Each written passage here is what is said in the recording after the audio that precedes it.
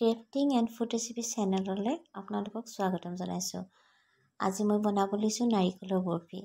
নাৰিকলৰ বৰফি সকলোৱে বনাই নহয় জানো, কিন্তু মই আজি ইয়াত এটা নতুন লুক দিছোঁ, যাৰ ফলত নাৰিকলৰ বৰফিখন দেখিবলৈ কাৰণে খুবেই ধুনীয়া লাগিছে দেখিবলৈ। তাৰ বাবে আমাক লাগিব এটা নাৰিকল, একাপ চেনি আৰু অলপ বাটাৰ।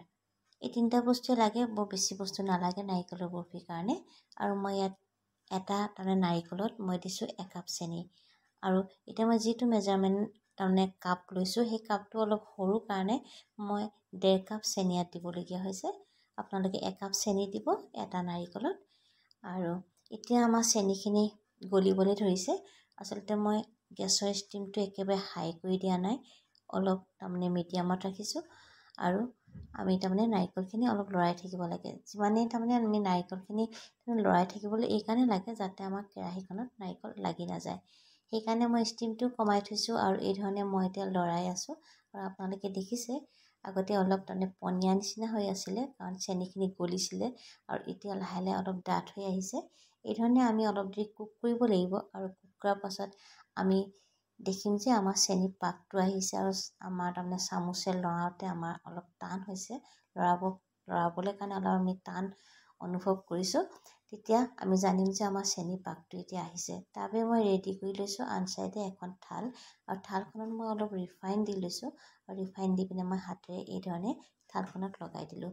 এতিয়া মই ইয়াত এড কৰিম অকণমান বাটাৰ। বাটাৰটো আপোনালোকে এড কৰিবও পাৰে, নকৰিবও পাৰে, কিন্তু বাটাৰটো দিলে আমাৰ টেষ্টটো ভাল হয়, আৰু অলপ বৰফিকেইখন ড্ৰাই নহয়, অলপ কোমল নিচিনা হৈ থাকে বৰফিকেইখন।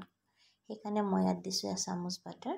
আৰু বাটাৰ দিয়াৰ পাছত মই এই ধৰণে অলপ দেৰি কুক কৰিছোঁ, যাতে বাটাৰখিনি গলি যায় আৰু আমাৰ চেনি পাকটো যাতে পাৰফেক্ট হয়। আৰু অলপ দেৰি কুক কৰাৰ পাছতে আমাৰ চেনি পাকটো ভাল হ'ব। সেইকাৰণে মই এই ধৰণে লৰাই আছোঁ। আৰু এই লৰা কামটো খুবেই প্ৰয়োজন, কাৰণ আমি অলপ দেৰি যদি থৈ দিওঁ, আমাৰ কেৰাহীখন অলপ ৰঙচুৱা নিচিনা হৈ যাব, আৰু তেতিয়া বৰফিকেইখন অলপ ৰঙচুৱা নিচিনা লাগিব। সেইকাৰণে এইটো সময়ত অলপ লৰাই থাকিব লাগে। আৰু যেতিয়া আমি দেখিলোঁ পাকটো আহিলে, তেতিয়া মই থালত নাৰিকলখিনি দি দিছোঁ এই ধৰণে।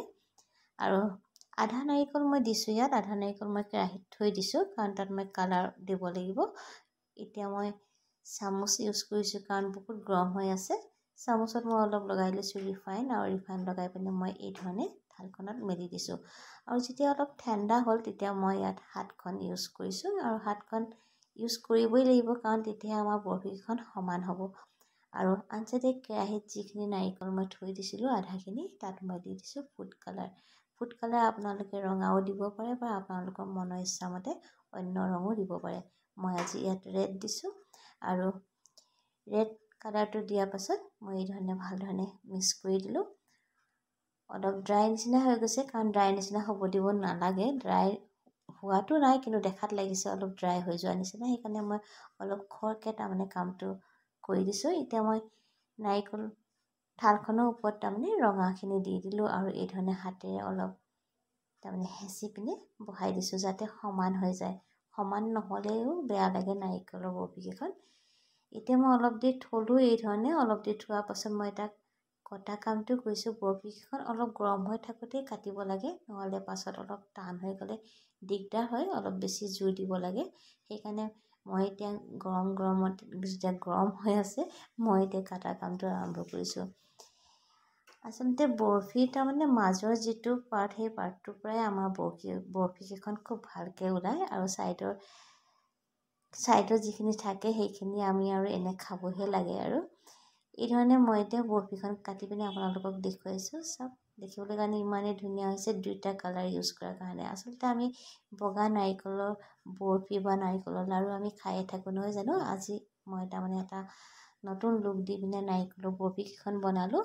আপোনালোকে যদি মোৰ ভিডিঅ'টো ভাল পাইছে চাই পিনে, তেতিয়াহ'লে নিশ্চয় লাইক কৰিব আৰু কমেণ্ট কৰিব।